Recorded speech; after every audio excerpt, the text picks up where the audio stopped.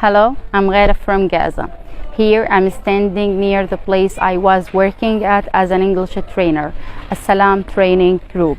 As you see here, this place does not exist anymore because it has destroyed by the Israeli army few months ago.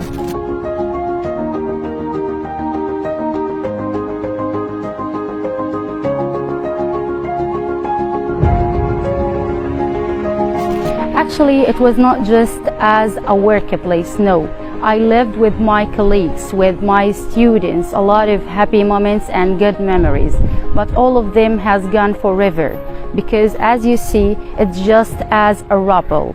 I always ask myself, if we decided to rebuild this place again with the happy moments, will be back again after I lost many of my students?